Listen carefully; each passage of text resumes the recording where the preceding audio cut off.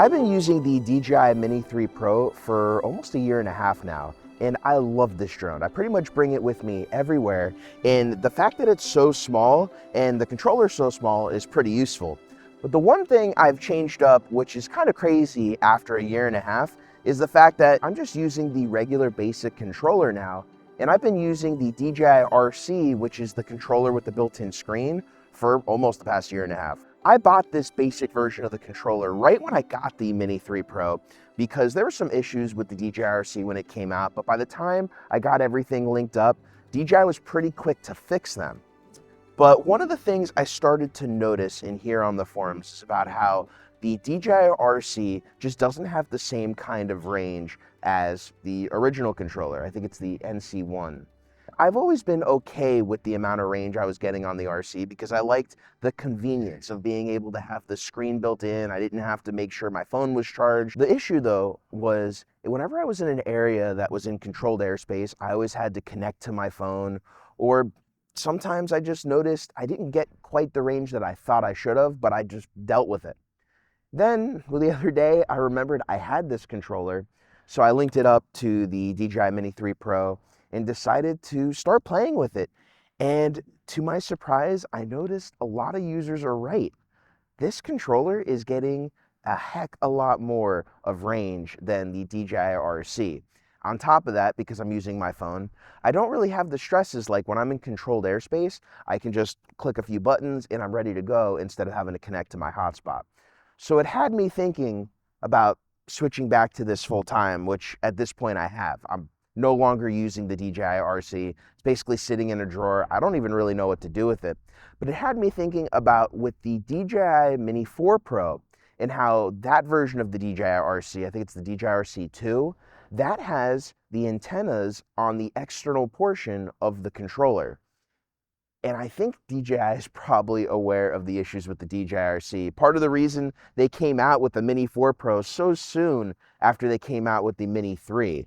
And the one thing about this controller over the original DJI RC is the fact that the antennas are actually built into this whole piece right here, which means that the antennas are external, unlike the DJI RC. I'm happy with the DJI Mini 3 Pro. I don't really see myself updating except for the fact that the Mini 4 Pro does have full D-Log M versus Cinelike D, which means you probably get a little bit more dynamic range out of that camera. But the problem for me is the little bit of dynamic range isn't enough to upgrade. I don't necessarily need 4K 100 frames per second because I'm pretty much filming at 24p all the time on this.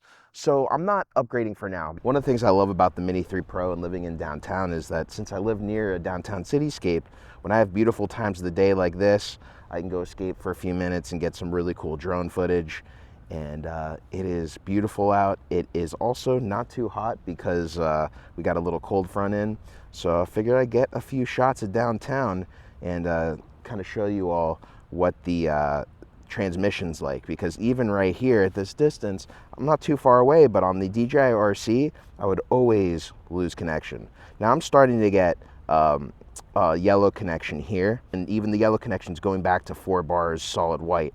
And it's just stuff that I could not get with the DJI RC. Now, just for a little bit of a size comparison, here is the DJI RC and here is the N1. Now you can see, partially due to the built-in screen, you are having a smaller controller with the RCN1 and a bigger controller with the RC. When I want to bring my drone in my fanny pack, I can actually fit the RCN1, my DJI Mini 3 Pro, and my Osmo Pocket 3 all in the fanny pack, where when I bring the RC, it's just a little bit too big, but in other backpacks, that isn't really a big deal. I do want to talk about what you will miss if you don't use the RC. And because it has the built-in screen, there is an area down here for an SD card to save a low-res version of your flights transmitted to the controller. So you're not going to get that on the N1, but you do have the option to do the same feature to the phone that you have attached to the N1. So if you have a lot of storage on your phone, you're not really missing anything. The other thing too is I noticed the battery life is a decent amount better on this controller if you are not using the battery to power your phone, which has actually been another really cool thing because I noticed pretty much I can get like 3 flights out of this controller before I have to recharge it, which isn't the end of the world. Most of the time I'm just flying one battery, but there are times where I'm flying 2, maybe 3 flights, and then at that point I do have to recharge this controller. Now, I do like the RC. This isn't going to be a video completely bashing the RC. I think there are certain users who are definitely going to want the RC over the N1, especially if they have an older phone or they just don't want to use your phone. The purpose of this video is to let you know, as someone who used the RcN1, because when I first purchased the Mini 3 Pro, I didn't want to use my phone. I just didn't have a good phone for flying the drone. But now it's a little bit different, and I don't mind using my phone. For me, the convenience of having the internet built in onto the phone so I don't have to use a hotspot to connect to the RC, being able to have a smaller controller to fit into some smaller bags, and having the increased flight distance, those are all the reasons why I like using the RcN1 over the RC, and I think for my uses, this is totally the best controller to use out of the two. If you have any questions, any other things you want to know about the RcN1, about the DJI RC, even the DJI Mini 3 Pro, let me know in the comments below. And if you got knowledge and value out of today's video, please make sure to hit that like, subscribe, and notification bell to keep up to date with the latest videos from the channel. Thank you for watching, everybody. I hope you have a great rest of the year. My name's Geoff Fagien, and I will catch you in the next video.